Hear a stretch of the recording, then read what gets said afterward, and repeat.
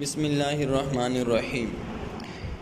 Students, अभी तक जो हमने टाइप्स पढ़ी हैं बिल्ट इन फंक्शन की और न्यूमेरिक जो फंक्शन हैं बिल्ट इन फंक्शन, उनकी पहली 5 टाइप्स पढ़ी हैं हमने।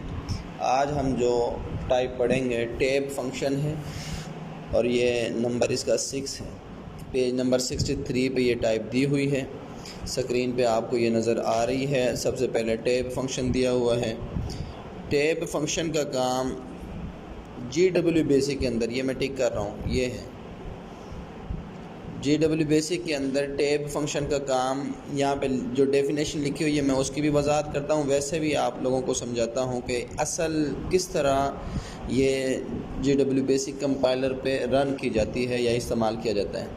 टैब का काम होता है जंप करना, टैब फंक्शन। अब जैसे यहाँ पे एग्जांपल लिखी हुई है टैब 2 और यहाँ पे एग्जांपल लिखी हुई है टैब 4। अब आप देखें टैब 2 है पाकिस्तान और इज़माई के दरमियान में, तो आप यहाँ देख सकते हैं कि ये जो है 2 स्पेसिस हैं पाकिस्तान और इज़माई के सेंटर में। अब अगर देखें इज़माई और कंट्री के जो सेंटर है उनके दरमियान में 4 टैब हैं।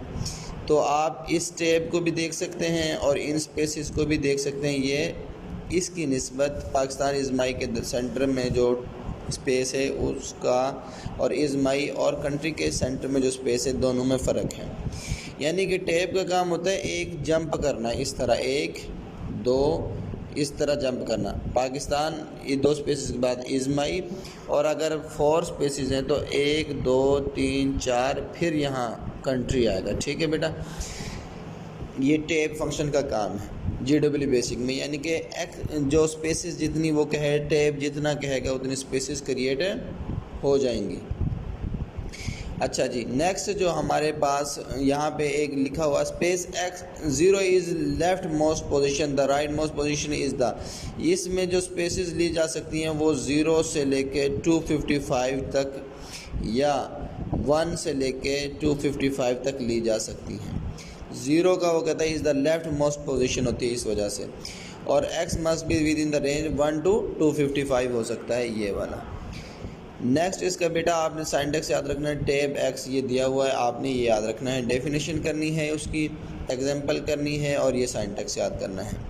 हमारे पास नेक्स्ट जो फंक्शन है वो है RND फंक्शन। इसका काम होता है रेंडमली तौर पे नंबर्स को 0 और 1 के दरमियान जो नंबर हैं उनको रेंडमली तौर पे रिटर्न करता है। जैसे अब यहाँ पे दिया हुआ है RND x, ये x की यहाँ पे हम वैल्यू लेंगे, कोई भी वैल्यू हो सकती है उसकी। जैसा कि आप एग्जांपल यहाँ हमारे पास दी हुई है, ये वाली एग्जांपल है, इसकी मैं बात करूँ, ये एग्जांपल जो दी हुई है यहाँ पे एक लूप लगाया हुआ है for i is equal to 1 to 5। यानी कि मैं कह सकता हूँ i की पहले 1 होगी, 2 होगी, 3 होगी, 4 और फिर ये 5 वैल्यू होगी i की। जैसे लूप आपको पता है, पहले हम पढ़ चुके हैं कि किस तरह लूप वर्क कर रहा होता है। तो i की वैल्यू 1 to 5 होगी। अब यहाँ ये फंक्शन लगाया हुआ इंटीजर फंक्शन है और उसके ब्रैकेट के अंदर RND फंक्शन यूज़ किया हुआ है। RND फंक्शन का काम ये होगा कि रेंडमली तौर पे नंबर्स को प्रिंट करवाएगा। कौन से नंबर? 1 to 5, यानी कि कोई भी 5 नंबर हैं वो प्रिंट होंगे। और 101 का मतलब ये है कि 101 से कोई नंबर बड़ा ना हो, उससे छोटे हों, जो भी नंबर प्रिंट होगा उससे छोटा होगा। अब आप देख सकते हैं यहाँ पे ये 5 कोई भी नंबर प्रिंट हुए, 53 30 31 51 एंड 5। ये कोई भी नंबर प्रिंट हो सकते हैं किसी भी सीक्वेंस में, यानी कि रेंडमली तौर पे होंगे। यानी कि बड़े भी हो सकते हैं, छोटे भी हो सकते हैं। छोटे और बड़े में कोई मतलब तरतीब नहीं होगी कि पहले छोटे आ रहे हैं फिर बड़े आ रहे हैं, या इस तरह नहीं होगा, या बड़े आ रहे हैं फिर छोटे आ रहे हैं। ये रेंडमली तौर पे प्रिंट होंगे। ये हमारा RND फंक्शन का काम था बेटा। इसकी आपने डेफिनेशन करनी है, सिंटैक्स और इसकी एग्जांपल याद करनी है। नेक्स्ट हमारे पास जो है टॉपिक है वो लॉग फंक्शन है। उसकी टाइप लॉग फंक्शन का काम ये होता है कि वो आपको लॉगरिथम निकाल के दे रहा होता है कोई भी वैल्यू का। e की वैल्यू उसने बताई हुई है 2.718282, ये वैल्यू उसने e की दी हुई है।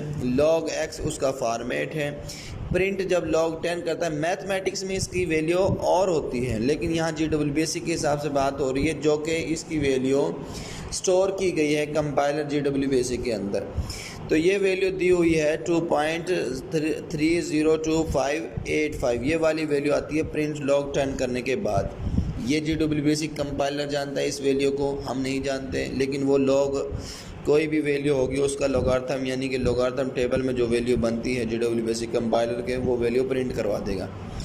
SPC फंक्शन का काम बेटा ये होता है कि ये स्पेस क्रिएट कर रहा होता है, जैसे टैब तो जंप कर रहा होता है, SPC का काम होता है कि ये स्पेस क्रिएट करेगा कि कितनी स्पेसिस के बाद आपका नंबर प्रिंट होगा या आपके कैरेक्टर्स प्रिंट होंगे। अब जैसे उसने यहाँ पे ये बात कही है इस लाइन पे, प्रिंट ओवर SPC 15 और ये दियर। SPC 15 का मतलब होता है कि स्पेस 15 आए, 15 के बाद ये प्रिंट हो, इसका मतलब ये है। यानी कि सबसे पहले हमारे पास, मैं यहाँ पे लिखूँ, हमारे पास ये ओवर प्रिंट होगा, ओवर, उसके बाद सेंटर में 15 स्पेसिस आएंगी, 15 स्पेसिस के बाद फिर हमारे पास देयर प्रिंट होगा, यानी कि 15 स्पेसिस क्रिएट होंगी, उसके बाद दियर। और जो ये नंबरिंग की हुई है ना 1 2 3 4 5 6 7 8 9 0 तक, 0 1 2 3 4 5 ये जो दी हुई है, ये इस तरह नंबर प्रिंट नहीं होंगे। इनका लिखने का मतलब ये था कि 15 स्पेसिस हैं वो प्रिंट होंगी। लास्ट जो फंक्शन है बेटा बी फंक्शन है, 10 नंबर पे दिया हुआ है। इसका काम ये होता है कि एक बारीक फ्रीक्वेंसी के साथ, फ्रीक्वेंसी का यूनिट HZ हर्ट्ज़ होता है, एक बारीक फ्रीक्वेंसी के साथ एक आवाज़ क्रिएट करता है बीप फंक्शन। जब हम इस फंक्शन को कंप्यूटर पे लिखते हैं और एंटर का बटन दबाते हैं तो बीप फंक्शन एक बारीक सी आवाज़ पैदा की जाती है, जैसा कि मोबाइल पे रिंग टून लगी होती है उस तरह की एक बारीक सी आवाज़ सिर्फ आवाज़ क्रिएट की जाती है बीप फंक्शन से। यहाँ पे लिखा type beep function at command level, यानी कि कमांड लेवल का मतलब ये है कि विदाउट लाइन नंबर आपने बीप फंक्शन को लिखना है। जैसे अब ये फंक्शन है, यहाँ पे ये फंक्शन विद लाइन नंबर लिखा हुआ है, इसको आपने डायरेक्ट मोड में लिखना है बीप फंक्शन को, और जब एंटर करेंगे तो एक बारीक सी आवाज़ क्रिएट करेगा। बेटा ये हमारे पास टाइप्स ऑफ फंक्शंस थी और ये न्यूमेरिक टाइप थी सारी की सारी जो हमने पढ़ी हैं। इनको आपने अच्छे तरीके से 10 की 10 जो हैं ये, इनके आपने सिंटैक्स, डेफिनेशन और एग्जांपल अच्छे तरीके से याद करना है। उसके बाद नेक्स्ट हमारे पास जो टाइप होंगी वो हमारे पास होंगी इसकी स्ट्रिंग टाइप होंगी। इंशाल्लाह नेक्स्ट लेक्चर में हम वो डिस्कस करेंगे।